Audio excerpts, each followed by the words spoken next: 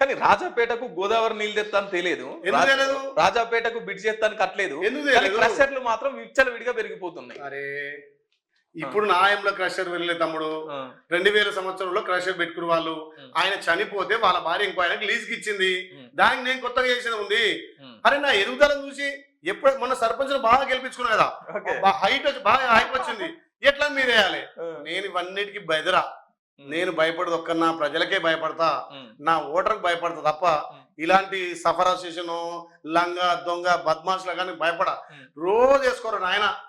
నేను మన ఆదాబ్ హైదరాబాద్ మా తమ్మినికి చెప్పిన, రోజు రాయన్న ఫ్రీ అడ్మిట్ రాయి. నా కార్యకర్తలు నాలే ప్రజలు తెలంగాణ ప్రజలు కూడా అరే మామూడు గట్టిన ఉండి ఏం కాదు, రేపు ఇంకా అభివృద్ధి చేస్తాడు, సొంత పైలు పెట్టి చేస్తాడు. నా కోట్లుంటే నేను ఏం చేసుకుంటా? మా అమ్మాయి సంపాదించిన ఆస్తిపాస్తులు ఉన్నాయి, మా అత్తగారింటి కాడ నాకు ముందు భూమి, నాకు 2 బిడ్డలు మంచిగా వెల్ సెటిల్ చదువుకుంటున్నారు. ఒక ఆమె డాక్టర్, ఒక ఆమె ఇంజనీర్, నాకు చిన్నోడు కొడుకు.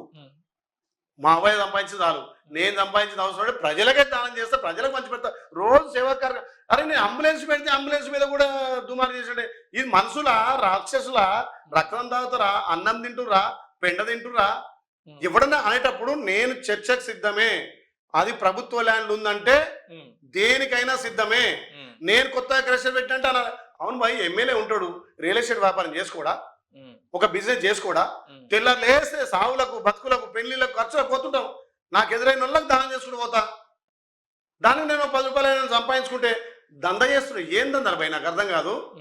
ఇలా రియల్ ఎస్టేట్ వ్యాపారం చేసుడు తప్ప, లేకపోతే బిజినెస్ చేసుడు తప్ప 150 క్రషర్లు ఉన్నాయి. ఇలా తెలంగాణలో ఎన్ని క్రషర్లు ఉన్నాయి? ఏ క్రషర్ మీద లేదు, ఒక్క క్రషర్ మీద ఎట్లా పడ్డది?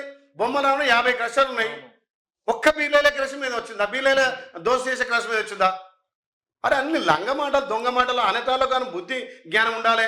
తెలివినోడేమన్నా బుర్రనోడు అని మెదట్లో పెండ ఉందా, బుర్ర ఉందా? ప్రభుత్వ ల్యాండ్ అన్నప్పుడు నువ్వు వచ్చి నిలబడు, నేను కలెక్టర్ పిలిపిస్తా, ఆ లొకేషన్ అది ప్రభుత్వ ల్యాండ్ గవర్నమెంట్ ల్యాండ్ నిరూపిస్తా అనే దివానగాళ్ళు అది ప్రభుత్వ ల్యాండ్ అని చెప్పాలి. ఉట్టి నోటు మాట్లాడడం, వాళ్ళ మీడియా ఉందని, వాళ్ళ పేపర్ ఉందని, గవర్నమెంట్ ల్యాండ్ నాకేమవసరం భయ్?